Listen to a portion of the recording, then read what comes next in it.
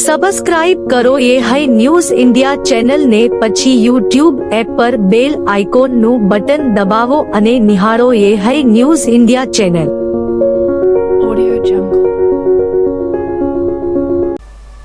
અંબાજી અને તેની આજુબાજુના વિસ્તારોમાં ગુનાહિત પ્રવૃત્તિઓમાં વધારો જોવા મળી રહ્યો છે। અંબાજીના હાઈવે માર્ગો પર ઘણા સમયથી ત્યાંથી પસાર થતા લોકોનો મોબાઈલ છીનવી અજાણ્યા વ્યક્તિઓ ફરાર થઈ રહ્યા છે। આ પ્રકારની ઘટનાઓ લઈ અંબાજીના સ્થાનિકો અને બહારથી આવતા યાત્રાળુઓમાં ભયનો માહોલ છવાયો છે। ત્યારે થોડા દિવસ અગાઉ અંબાજી અને દાતા વચ્ચે આવેલા ત્રિશુલિયા ઘાટ પર લૂંટની ઘટના બની હતી। ત્રિશુલિયા ઘાટ પર ત્યાંથી પસાર થતી એક્ટિવાની પાછળ બાઇક લઈ જઈ બે ઈસમો પીછો કરી એક્ટિવા આગળ બાઇક આડી કરી પથ્થરમારો કરી એક્ટિવા અને મોબાઈલની લૂંટ કરી ફરાર થઈ ગયા હતા। ત્યારબાદ આ લૂંટમાં સંકળાયેલા બે અજાણ્યા વ્યક્તિઓના વિરોધમાં દાતા પોલીસ સ્ટેશનમાં ગુનો દાખલ કરવામાં આવ્યો હતો। ત્યારે 17/7/2024ના રોજ ગુનો દાખલ થતા જિલ્લા પોલીસ દ્વારા સૂચના કરાતા એલસીબી પાલનપુર અને નેત્રમ ટીમ સાથે દાતા પોલીસ દ્વારા આરોપીઓને પકડવાની કવાયત હાથ ધરાઈ હતી। સમગ્ર ટીમે સીસીટીવી ફૂટેજ, કોલ ડિટેલ અને બાતમીના આધારે અંબાજીથી આરોપીઓને પકડી પાડ્યો હતો, જે મૂળ નિવાસી રાજસ્થાનનો છે। આરોપી જોડે લૂંટ કરેલો મુદ્દામાલ અને અગાઉ પણ કરેલી ચોરીનો મુદ્દામાલ કબજે કર્યો હતો, જેથી કુલ કિંમત 1,20,000 અને લૂંટ અને ચોરીના ગુનામાં બંને આરોપીઓમાંથી એક આરોપીને 21/7/2024ના રોજ ઝડપી પાડવામાં આવ્યો હતો। ત્યારે બીજા આરોપીઓની તપાસ હજી ચાલુ છે। એક વધુ ગુનો જે તારીખ 18/7/2024ના રોજ દાખલ થયેલો હતો, જેમાં બે વ્યક્તિઓએ દાતા ટાઉનમાં એક બહેનના મોર્નિંગ વોક દરમિયાન ગળામાંથી પહેરેલો સોનાનો દોરો 2 તોલાની જેની કિંમત 12,803નો લઈ ભાગી ગયા હતા। તેની પણ લૂંટના ગુનામાં પકડાયેલ આરોપીએ કબૂલાત કરી હતી।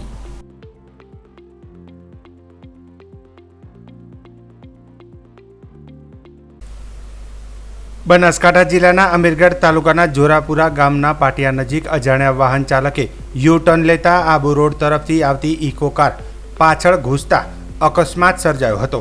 આ બનાવ બનતા અજાણ્યા વાહન ચાલકે કાર લઈને ફરાર થયો હતો અને ઇકો કારમાં સવાર 3 વ્યક્તિઓને ગંભીર રીતે ઈજા પહોંચતા 108ના મારફતે સારવાર અર્થે પાલનપુર ખસેડવામાં આવ્યા હતા। આ બનાવના પગલે અમીરગઢ પોલીસ ઘટના સ્થળે પહોંચી વધુ તપાસ હાથ ધરી હતી। બનાસકાંઠા જિલ્લાના અમીરગઢ તાલુકાના ઇકબાલગઢ ગામ મુખ્ય વેપારી મથક તરીકે જાણીતું છે। ઇકબાલગઢમાં કેટલાય સમયથી કપિરાજે આતંક મચાવી રાખ્યો છે। ઇકબાલગઢમાં આવેલી ચાંદની સોસાયટીમાં કપિરાજના આતંકથી લોકો ઘરમાંથી પણ નીકળવાનું ટાળી રહ્યા છે। ઇકબાલગઢની ચાંદની સોસાયટીમાં હમણાં 4-5 દિવસ પહેલા ચાંદની સોસાયટીના માલિક ઇકબાલભાઈ પઠાણ ઉપર સવારના સમયે એક કપિરાજે અચાનક હુમલો કર્યો હતો। ત્યારે અચાનક આ રીતે હુમલો થતાં ગભરાઈ ગયા હતા। સોસાયટીમાં નાશ ભાગ મચી જવા પામી હતી। ઇકબાલભાઈ પોતાનો બચાવ કરી શક્યા નહોતા અને કપિરાજે તેમને પગના ભાગે 3 જગ્યાએ બચકું ભરી દેતા સોસાયટીમાં ગમનો માહોલ છવાઈ ગયો હતો। ત્યારે બાદ ઇકબાલભાઈને ઇકબાલગઢની સિવિલ હોસ્પિટલમાં સારવાર માટે લઈ ગયા હતા અને ત્યાંની સારવાર બાદ તેમને પાલનપુરની સિવિલ હોસ્પિટલની સારવાર લેવાની પણ જરૂર પડી હતી। ત્યારબાદ સોસાયટીમાં લોકો ડરીને રહી રહ્યા છે। સોસાયટીની બાજુમાં જ પ્રાથમિક શાળા આવેલી છે, જેથી વાલીઓ પોતાના બાળકોને શાળામાં મોકલવામાં પણ અચકાઈ રહ્યા છે। ગમે ત્યારે કપિરાજ આવીને ક્યાંક તેમના બાળક ઉપર ઇકબાલભાઈની જેમ અચાનક હુમલો કરી દેતો તેનો જવાબદાર કોણ, તેવા પ્રશ્નો ચર્ચાઈ રહ્યા છે। इकबालगढ़ के रहवासी हैं हम। इकबालगढ़ में थे, हमारे इकबालगढ़ में बंदर का बहुत त्रास है। 2-3 जनों को तो काटा है और शाम पड़ती है बच्चों को लेकर हमारे अक्खा दिन घर के अंदर बैठ रहना पड़ता, बाहर निकल नहीं सकते। तुम्हारा नाम? उसका कोई बंदोबस्त करो। तुम्हारा नाम? महमूदा मेरा नाम। बानू है। मैं चांदी सोसाइटी में रहती हूँ। यहाँ बंदर का बहुत त्रास है। यहाँ हमारे पास में स्कूल पढ़ती है, बच्चे यहाँ से छोटे जाते हैं, बच्चों के पीछे बंदर पड़ते हैं और बाहर निकलते हैं तो हम बंदरों को हकालते हैं यहाँ से, फिर बच्चे जाते हैं। यहाँ स्कूल हमारे पास में ही पड़ती है। इसके वजह से हम वन विभाग को बोलते हैं यहाँ से बंदर को ले जावे, इसका कुछ निर्णय निकाले। 2-3 जनों को काटे, गांव में भी कितने जनों को काटे, हमारी सोसाइटी में 2-3 जनों को इंसान को काटे। तुम देखो तो इसका कोई वन विभाग को बोलो, इसका कोई निर्णय निकाले। ઇકબાલગઢ રહેવાસી મારા ભાઈને 4 દિવસ પહેલાં બંદર કાટેલું છે અને એને સોસાયટીમાં હકાર મચાવેલો છે, ચાંદની સોસાયટી મસ્જિદના પાછળ, અને ફોરેસ્ટ ખાતું એનું તાત્કાલિક નિર્ણય કરી પાલનપુર સિવિલમાં એમની સારવાર કરી અને ઇકબાલગઢ સિવિલમાં બી પણ સારવાર કરાવી લીધેલી છે। इकबाल भाई बोलता हूँ, चांदनी में सोसाइटी मस्जिद के पीछे बंदर का बहुत त्रास हैगा। मेरे को ये पग के अंदर बंदर काटा है, तो पालमपुर सारवार ली थी सरकारी हॉस्पिटल के अंदर। इकबालगढ़ में भी सरकारी में ली थी सारवार। वन विभाग इसके ये बंदर का कोई ठिकाना करे। आकार मचाएला इकबालगढ़ एवा 2-3 जणाने इकबालगढ़ में करेलू। બનાસકાંઠા જિલ્લાના દિયોદર જેતરા હાઈવે પર ખાણોદર ગામ નજીક મોટરસાયકલ પર આવી રહેલા કાંકરેજ તાલુકાના તેરવાડા ગામના 3 યુવકોને કાર વચ્ચે મોટરસાયકલનો ગમખ્વાર અકસ્માત સર્જાયો હતો। ઘટના સ્થળે આજુબાજુના લોકો દોડી આવ્યા હતા, જ્યાં એક યુવકનું અકસ્માતમાં ઘટના સ્થળે મોત નીપજ્યું હતું, જ્યાં 2 યુવકોને ગંભીર ઈજા પહોંચતા 108ને જાણ થતાં ઘટના સ્થળે પહોંચી 2 યુવકોને દિયોદર રેફરલ હોસ્પિટલ ખાતે સારવાર અર્થે ખસેડવામાં આવ્યા હતા। દિયોદર રેફરલ હોસ્પિટલ ખાતે 2 યુવકોને સારવાર અપાઈ હતી, જ્યાં વધુ સારવાર અર્થે દિયોદરની ખાનગી હોસ્પિટલ ખાતે ખાનગી ગાડીઓમાં સારવાર અર્થે ખસેડવામાં આવ્યા હતા। ખાણોદર નજીક મોટરસાયકલ અને કાર વચ્ચે અકસ્માતમાં મૃતક યુવાન કાંકરેજ તાલુકાના તેરવાડા ગામનો ગંગારામભાઈ ગોરધનભાઈ ઠાકોર હોવાનું જાણવા મળ્યું છે, જ્યાં સારવાર અર્થે ખસેડવામાં આવેલ 2 યુવકો કાંકરેજ તાલુકાના તેરવાડા ગામના કિરણભાઈ જયંતિભાઈ ઠાકોર ઉંમર વર્ષ 29, કીર્તિજી ધોરાજી ઠાકોર ઉંમર વર્ષ 21 બંને યુવકો તેરવાડાના હોવાનું જાણવા મળ્યું છે। દિયોદર પોલીસે મૃતક યુવકની લાશને દિયોદર રેફરલ હોસ્પિટલ ખાતે પીએમ અર્થે ખસેડવામાં આવી છે, જ્યારે દિયોદર પોલીસે વધુ તપાસ હાથ ધરી છે। બનાસકાંઠા જિલ્લામાં ચાંદીપુરા વાયરસના કારણે 3 બાળકોના મોત નીપજ્યા છે, ત્યારે ગઈકાલે ડીસા અને પાલનપુરના બાળકનું મોત નીપજ્યા બાદ આજે સોઈ ગામના બાળકનું પણ મોત નીપજ્યું છે। જોકે પાલનપુરમાં બાળકનું મોત નીપજતા આરોગ્ય વિભાગની ટીમ દોડતી થઈ છે। મૃતક બાળકીના ઘરે પાલનપુરના ધારાસભ્ય, જિલ્લા આરોગ્ય અધિકારી, નગરપાલિકા પ્રમુખ સહિત આરોગ્યની ટીમ અને નગરપાલિકાની ટીમ પહોંચી હતી અને સમગ્ર વિસ્તારમાં દવાનો છંટકાવ કરી ઘર ઘરે જઈ સર્વેની કામગીરી હાથ ધરી હતી। તો યોગ્ય કામગીરી કરવા ધારાસભ્યોએ તંત્રને સૂચનો કર્યા હતા। બનાસકાંઠા જિલ્લામાં ચાંદીપુરા વાયરસના 4 શંકાસ્પદ કેસો સામે આવ્યા હતા, જેમના સેમ્પલ લેબોરેટરી માટે મોકલાયા હતા। જોકે ગઈકાલે પાલનપુરના આરટીઓ ફાટક વિસ્તારમાં રહેતી 8 વર્ષની બાળકીનું અમદાવાદ સિવિલ હોસ્પિટલમાં અને ડીસાના લુણપુર મૂળ કાંકરેજના ડુંગરાસણના બાળકનું પાટણની ધારપુરની હોસ્પિટલમાં મોત થયું હતું, જેને લઈને આરોગ્ય વિભાગ દોડતું થયું છે અને સમગ્ર વિસ્તારમાં દવાનો છંટકાવ સહિત હોમ સર્વેની કામગીરી હાથ ધરાઈ છે। જોકે ગઈકાલે ડીસાના બાળકનું મોત તેનું સેમ્પલ 2 દિવસ અગાઉ લઈ ગાંધીનગર મોકલવામાં આવ્યું હતું, જેનો રિપોર્ટ આજે પોઝિટિવ આવતા તંત્ર હરકતમાં આવ્યું છે। બનાસકાંઠા જિલ્લાના વાવ તાલુકાના એક ગામની મહિલાએ પોતાની સાથે દુષ્કર્મ થયો હોવાની ફરિયાદ માવસરી પોલીસ મથકે નોંધાઈ છે।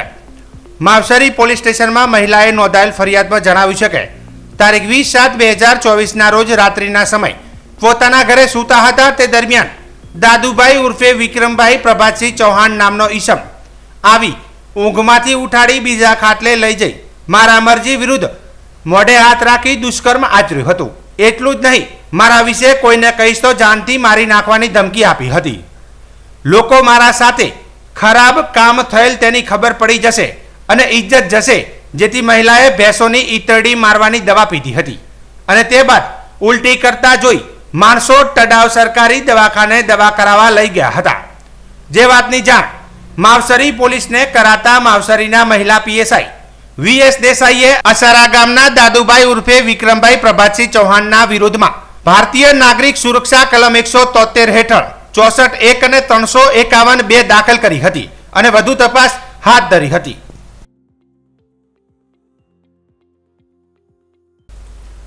દેશભરમાં એક તરફ વૃક્ષો વાવો અને વૃક્ષો બચાવોની ઝુંબેશ ચાલી રહી છે અને સરકાર વૃક્ષ પ્રેમી દ્વારા તેમજ સંસ્થાઓ દ્વારા અલગ અલગ પ્રકારે વૃક્ષોનું વાવવાના કાર્યક્રમો થઈ રહ્યા છે, ત્યારે બીજી તરફ લીલા વૃક્ષોનું નિકંદન પણ નીકળતું જોવા મળી રહ્યું છે।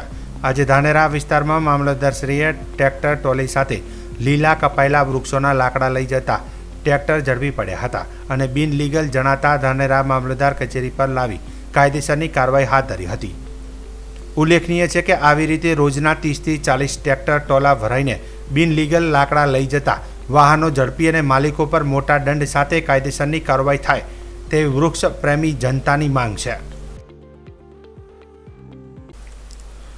સુરતમાં ચાંદીપુરા શંકાસ્પદ કેસમાં બાળકીનું મોત નીપજતા તંત્ર દોડતું થયું છે. 11 વર્ષીય બાળકીમાં લક્ષણ દેખાયા હતા, જેની સુરત સિવિલ હોસ્પિટલના PIC વોર્ડમાં સારવાર ચાલી રહી હતી. 36 કલાકની સારવાર બાદ બાળકીનું મોત નીપજ્યું છે. બાળકીને ઝાડા, ઉલટી, તાવ, માથાનો દુખાવો, ખેંચ, ચાંદીપુરાના શંકાસ્પદ લક્ષણો જોવા મળ્યા હતા. બાળકીની તબિયત વધુ નાજુક હોવાથી PICમાં સારવાર હેઠળ હતી અને તે દરમિયાન બાળકીનું મોત નીપજ્યું હતું. જી મેમ, ખાસ ચાંદીપુરા કેસને લઈ અત્યારે શું તકેદારી લેવામાં આવી રહી છે ને કેટલા દર્દીઓ હાલ છે? જી, આપ સૌ જાણો છો એ પ્રમાણે અત્યારે જે ગુજરાતમાં ચાંદીપુરા વાયરસને લઈ અને જે કેસ આવી રહ્યા છે તેને અનુરૂપ અત્યારે આપણે ત્યાં સુરત સિવિલ હોસ્પિટલ ખાતે આપણી પાસે 20 બેડનું પીડિયાટ્રિક ઇન્ટેન્સિવ કેર યુનિટ કાર્યરત છે. પરંતુ જો આવા કેસ આપણી પાસે સાઉથ ગુજરાતના કોઈપણ જગ્યામાંથી આવે છે તો એને પહોંચી વળવા માટે બીજા 10 બેડનું પીડિયાટ્રિક ઇન્ટેન્સિવ કેર યુનિટ, જેમાં વેન્ટિલેટર અને જુદા જુદા મશીનોની વ્યવસ્થા સાથે ડૉક્ટરની team, nursing team, support staff, જીવન જરૂરિયાતની તમામ દવાઓ એ બધા સાથે એ 10 વોર્ડનો અલાયદો ICU તૈયાર રાખવામાં આવેલ છે. શનિવારે એક દર્દી દાખલ કરવાના, એની હિસ્ટ્રી શું છે અને અત્યારે શું સ્થિતિ? હાજી, શનિવારે સાંજે એક બાળક અમારે ત્યાં સચિન એરિયામાંથી 108ના માધ્યમથી અમારી પાસે આવ્યું હતું. જ્યારે એ બાળકી અમારી પાસે આવી ત્યારે એ બાળકીને ખેંચ આવેલી હતી અને એ બાળકીની હાલત ગંભીર હતી. શ્વાસ લેવામાં તકલીફ હતી, હૃદયના ધબકારા ઘણા ઓછા થઈ ગયા હતા, મગજ ઉપર સોજો ચડી ગયા હોય એવા લક્ષણો હતા. એના ફેફસા અને શરીરના અન્ય ભાગોમાંથી રક્તસ્રાવ ચાલુ થઈ ગયેલો હતો. એ પરિસ્થિતિમાં ઇમરજન્સી ટીમે એ બાળકને જરૂરી બચાવ કાર્ય કરી અને ઇન્ટેન્સિવ કેર યુનિટમાં શિફ્ટ કરેલું હતું અને સરકારશ્રીની ગાઈડલાઈન અનુસાર બાળકને ટ્રીટમેન્ટ ચાલુ કરી દેવામાં આવી હતી. તમે જાણો છો જે પ્રમાણે જે બાળક ગંભીર અવસ્થામાં અમારી પાસે આવ્યું હતું એટલે અમારે બાળકને વેન્ટિલેટર ઉપર મૂકવું પડ્યું હતું. સરકારશ્રીની ગાઈડલાઈન પ્રમાણે તમામ દવાઓ ચાલુ કરી દેવામાં આવી હતી અને તે સાથે જરૂરી લોહી અને CSF કે જે સેરિબ્રોસ્પાઇનલ ફ્લુઇડ એના જે નમૂના, નિયત નમૂના જે સરકારશ્રીની ગાઈડલાઈન અનુસાર લઈ અને અમે ગાંધીનગર લેબોરેટરીને મોકલી આપેલ છે. શું સ્થિતિ છે અત્યારે? એ બાળક અમારી પાસે 36 કલાક રહ્યું, પણ દુઃખ સાથે કહેવું પડે છે કે આજે વહેલી સવારે એ બાળકનું મરણ થયેલ છે, જેને લઈને જરૂરી જે કાર્યવાહી છે અને જે નિયત નમૂના છે એ લઈ અને સરકારશ્રીની ગાઈડલાઈન અનુસાર એને તપાસ અને તારણ માટે અમે મોકલી આપેલ છે. રિપોર્ટ આવતા લગભગ 7 દિવસ લાગશે, પણ એ સાથે કહી દઉં કે અમારે એ બાળકનામાં જે ડેન્ગ્યુ કે બેક્ટેરિયલ મેનેન્જાઇટિસ જેની સંભાવના અમે વધારે જોઈ રહ્યા છીએ, એના રિપોર્ટ્સ હજુ આવવાના બાકી છે. એટલે એ રિપોર્ટ્સ આવે અમે એ બાળકની જે પણ કંઈ ટ્રીટમેન્ટ છે અને ડાયગ્નોસિસ છે એ બાબતે અપડેટ કરતા રહીશું. મેમ, વધારે જોવા મળે છે કાચા મકાન કે એવી રીતે જે મકાન હોય છે ત્યાં આ બાળકોમાં સિમ્ટમ્સ વધારે હોય છે. આ જે બાળકી હતી તેનું મકાન કેવું હતું? જી, આ બાળકી સચિનના સ્લમ બોર્ડમાંથી આવતી હતી. અમને મળેલ માહિતી અનુસાર એ પાકું મકાન હતું, એના ઘરની આજુબાજુ પાણીનો ભરાવો હતો નહીં અને એની જે વોટર સપ્લાય છે એ SMCની વોટર સપ્લાય હતી અને એ દરમિયાન જે સ્લમ બોર્ડની આજુબાજુનો એરિયા છે એ અંગેની જાણ અમે SMCના જવાબદાર વ્યક્તિઓને કરેલી છે, જેથી રહીને એ લોકો આગળની કાર્યવાહી હાથ ધરી શકે. સિમ્ટમ્સ યુઝ્યુઅલી અગર જોવામાં આવે તો બાળકને આ વસ્તુની શરૂઆત સામાન્ય ઝાડા, ઉલટી અથવા સામાન્ય તાવથી થાય છે. જો એ સમયે આપણે આ વસ્તુને યોગ્ય નિરાકરણને નિદાન કરીએ ડૉક્ટરની સલાહથી તો આપણે એને આગળ વધતો અટકાવી શકીએ છીએ. જો આ બાબતે આપણે યોગ્ય નિદાન કે નિરાકરણ કરતા નથી, ડૉક્ટરની સલાહ લેતા નથી, તો એક ખેદપૂર્વક વાત કહેવી પડશે મારે કે આ જે વાયરસની અસર છે 48થી 72 કલાકમાં એક ઝડપથી વધી જાય છે અને બાળકની હાલતમાં ઘણી ગંભીર અવસ્થા આવી જાય છે. એટલે મારે આપશ્રીના માધ્યમથી તમામ બાળકોના અથવા તો તમામ નાગરિકોને વિનંતી કરવી છે કે આપને કોઈ પણ સામાન્ય તકલીફ લાગે તો કોઈ નજીકના મેડિકલ સ્ટોર પર જાતે અથવા તો ઘરમાં પડેલી દવાઓ નહીં લેતા નજીકના ડૉક્ટરનો સંપર્ક કરો.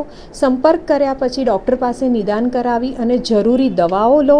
અને જો આ દવા શરૂ કર્યા પછી આપની સ્થિતિમાં સંતોષકારક ફેરફાર નથી થતો અથવા બગડી રહી છે તો નજીકના કોઈ પણ મોટા હોસ્પિટલ કે જ્યાં બધી જ ફેસિલિટી, નિદાનની ફેસિલિટી અને બધી જ ફેસિલિટી છે એનો સંપર્ક કરી યોગ્ય નિદાન કરાવો, ટ્રીટમેન્ટ ચાલુ કરો.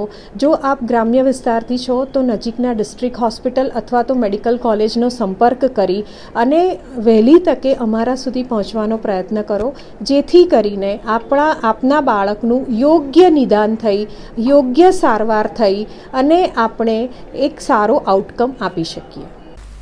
હવામાન વિભાગ દ્વારા સુરત સહિત સમગ્ર દક્ષિણ ગુજરાતમાં ભારેથી અતિભારે વરસાદની આગાહી કરવામાં આવી હતી, જેને ભાગરૂપે ગઈકાલે રવિવારે સાંજે 6 વાગ્યાની શરૂ થયેલો વરસાદ બીજા દિવસે સોમવારે સવારે પણ અવિરત ચાલુ રહેવા પામ્યો હતો. સુરત શહેરમાં શરૂ થયેલા વરસાદને બદલે અનેક વિસ્તારોમાં પાણી ભરાઈ જવાના કારણે લોકો મુશ્કેલીમાં મુકાયા હતા. તો બીજી તરફ સુરત શહેર પોલીસ અને મહાનગરપાલિકા તંત્ર દ્વારા લોકોને મદદ કરવામાં આવી હતી. શહેરમાં પડેલા ભારે વરસાદના પગલે ખાડીમાં પણ પાણીનું પ્રમાણ વધુ જોવા મળ્યું હતું. સોમવારે સવારે વરસાદનું જોર ઘટ્યું હોવાના કારણે લોકોએ રાહતનો શ્વાસ લીધો હતો.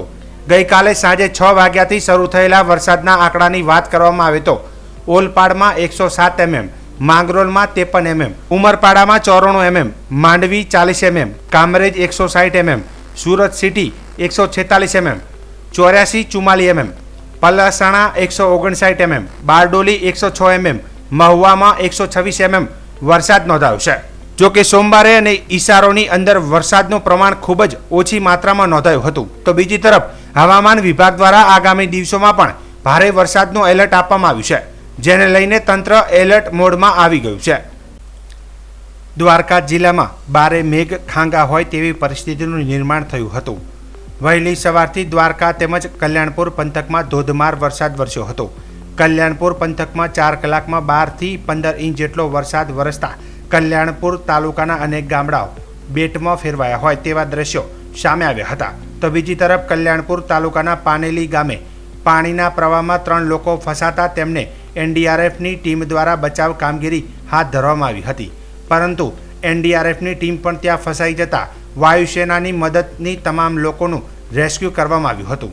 તો કલ્યાણપુર તાલુકાના પટેલકા, ભોપાલકા, લાંબા, માળેતા, કેનેડી, પાનેલી, ભાટિયા સહિતના ગામોમાં કેરસમાં પાણી ભરાયા હતા અને અનેક લોકોના ઘરોમાં વરસાદી પાણી ઘૂસ્યા હતા. તો બીજી તરફ દ્વારકાથી સોમનાથ જતા નેશનલ હાઈવે પર પાણી ભરાતા થોડી કલાકો માટે વાહન વ્યવહાર પણ અટવાયો હતો.